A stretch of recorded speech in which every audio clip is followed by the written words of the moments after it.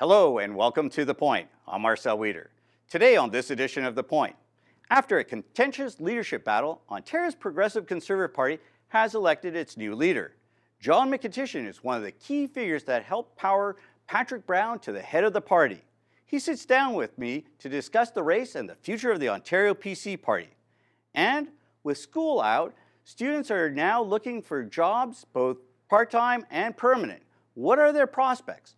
Mark Patterson, Executive Director of Magnet, tells us what his program is doing to improve their chances of getting a job. All that and more on this edition of The Point.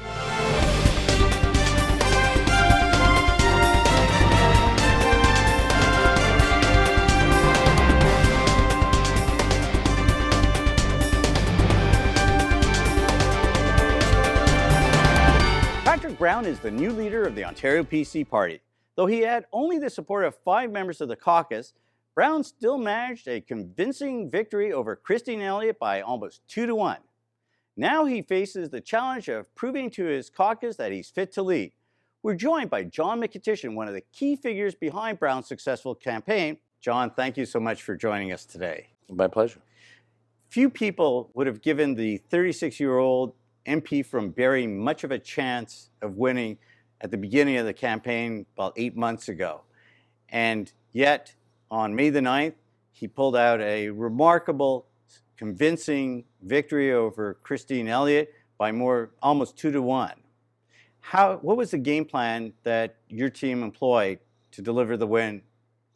I think your premise is accurate, and I think that was part of the strategy, was that very few people were aware of the talent that Patrick was and is, or the breadth of support that he had at the grassroots level, just inherently on his own.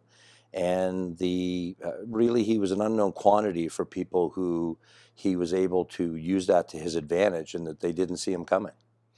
Well, you talk about an unknown quantity, yet he was I believe, 2-term councillor in Barrie, and then a 3-term member of federal parliament in Ottawa. Yet he was never appointed by the Prime Minister as a parliamentary assistant, a chair of a significant committee. Doesn't that reflect on the type of person that he is? It reflects on the breadth of talent that Prime Minister Harper has on his benches. There's a tremendous amount of talent there, and as you know, a lot of the work is done at the committee level and behind the scenes. Although all the cabinet ministers are great and committee chairs are nice, the reality is there's hundreds and thousands of hours that are done by average members of Parliament, and they're all quite exceptional people. And I think one of the things the pundits have been blindsided by is the degree to which that's true.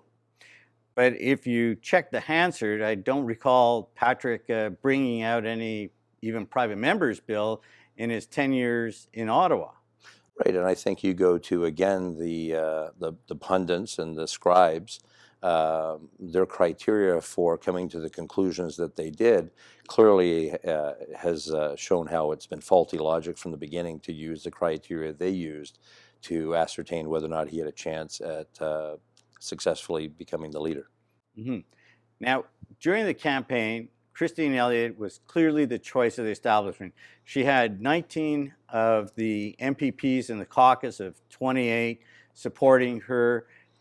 Patrick only had 5, and the rest were the interim leader and convention chairs, etc. So clearly, caucus by a 4-1 margin supported Elliott. How were you able to overcome that advantage? Well, I think it's by not placing too much weight on it. Certainly, any endorsement from any profile individual is something that everyone would want. Patrick, for example, for the first time in history, got the endorsement of Wayne Gretzky, one of Canada's most renowned sports figures, to endorse him. Something quite unusual. And it speaks to the depth of Patrick's character and his experience. So he correctly surmised that a Wayne Gretzky endorsement might be much more meaningful than a member of an opposition party in the legislature. So leaderships are about breadth, they're about depth, they're about new memberships, and Patrick's himself and his team went after real live people rather than elites. So that raises the question that the Brown campaign seems to have taken a page from the Obama campaign. And in 2008, when President Obama was a candidate, he felt that he couldn't lock in the party establishment that was going with Hillary Clinton at the time. And so as a result, his campaign looked at expanding the pie, create more members, and thereby dilute the influence of the establishment.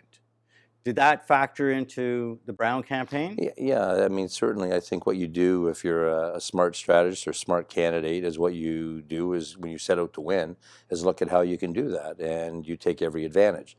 So from Christine's perspective, she had widespread caucus support, which was great for her. But I think what happened there was they overrated the significance of it, and there was some degree of complacency, whereas Patrick knew from the very beginning that for him to be able to win, he had to grow the party beyond any comfortable measure that anybody had ever done before. So I think the largest membership sales in the past have been around, well, for example, last time, Hudak, I think, submitted around 15,000. Lots of numbers, but I think the acknowledged one that Christine submitted this time was 17,000. Mm-hmm. So for Patrick to submit over 40,000 clearly showed that not only did he have a plan to go far beyond the existing base, but to reach out to communities, and you see from the results that he reached out from communities from every single corner of the province. And the only way that that's possible on election day is to set that out as the goal from the beginning. Monty McNaughton, who was a leadership candidate and who dropped out and supported Brown, put out a missive just before voting described Christine Elliott as Christine Elliott Trudeau, described her as a big pink tent, and said some rather evocative points. Mm-hmm. How is that going to bring about the cohesion that you're talking about? Well, I think in any leadership campaign, the same as any nomination campaign, you play hard out, you play with your heart, and sometimes things might be said or you might go further than you'd like to go. That might be brought about by reacting to things that the other campaign has said. Like what?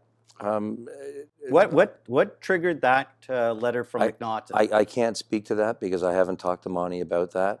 But suffice to say that everybody needs to reach out now.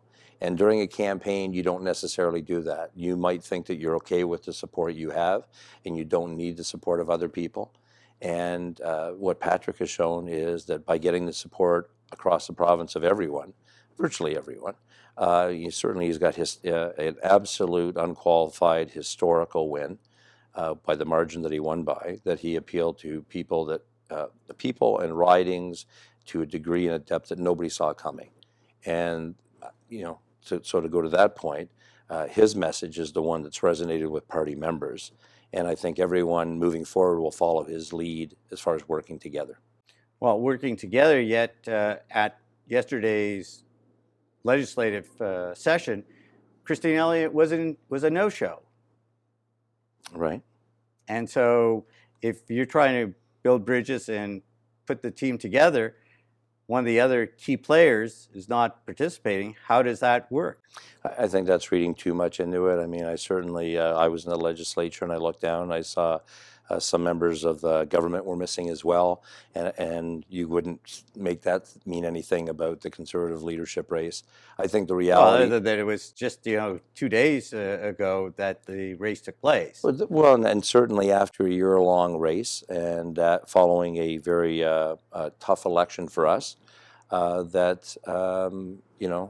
Christine, I'm sure, is taking some time to think and to heal and to get ready for what's next, which is being part of a party and part of a caucus that prepares to take government on. Now, both the NDP and Liberals are rubbing their hands with glee, saying, Patrick Brown is a social conservative. He's been, quoted as willing to reopen the issue of abortion federally. The Campaign Life gave him an outstanding review.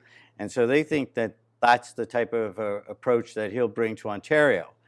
So how is that going to square with rebuilding the party? Well, I think that the first thing is to tell people to stop reading the Toronto Star and reading an accurate newspaper. In the Toronto Sun this morning, I believe, I'm not sure it was reporters or the editorial board, met with Patrick, and he clearly answered those questions, and he said those issues have been dealt with. He's not reopening them. He's not a social conservative, so he's quite clearly stated what his position is on these issues and who he is as a conservative. He describes himself as a pragmatic conservative. But What's a pragmatic conservative? But hang on, be clear. Haters got to hate, and the Liberals are going to do that, and they're going to say things and twist things and make things up that don't exist. If they want to talk about his record, they want to actually talk about what he said and answer these questions, then they'll stop spreading untruths, if they're capable of doing that. So during this campaign, there was very little, if any, policy released by the Brown campaign. What is a pragmatic conservative that you just described, and what are some of his campaign ideas? So two things about that. You raise a good point that seems to be a problem for many people in the media. After the election loss, our party went through a very, led by our party president, Richard Chano, a very intensive soul searching. I think they had 12 or 13 sessions across Ontario. I attended 6 of them. And it was fascinating because most of the candidates that did run and many people who considered running went to those sessions and listened.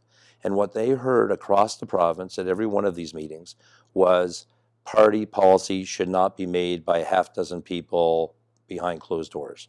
They wanted an open policy process. They wanted a party process that was inclusive, that included grassroots members. So to go from that clear will of the party grassroots into a leadership contest where you have candidates then saying, this will be the policy if you elect me, is not a route that Patrick chose to follow. He decided that what he wanted to do was to honor the wishes of the party rank and file and to be open to policies and to come up with a party policy process that would be inclusive and extensive. Your party has suffered through 4 straight election defeats and now have gone through 3 leaders. What is the prospect for the future of the party? I think it's very, very bright. I have to tell you that I've been around during that entire time and for a little while before that, and I've seen many leaderships, provincially, federally, governments and politicians come and go. And Patrick's a long-term friend. I mean, I knew him when he was just starting out in the party, and I can tell you that I'm actually very excited. I'm excited for him, I'm excited for the party, and I'm excited for Ontario. One of the things I learned in this campaign was there were so many different groups out there across Ontario that never felt part of the political process, that Patrick has a deep and personal tie with, and they're included, and they're excited about him, and I think the next election is going to be something like we've never seen before. John, thank you for joining us. Up next, Mark Patterson from Magnet joins us to talk about an innovative job matching program.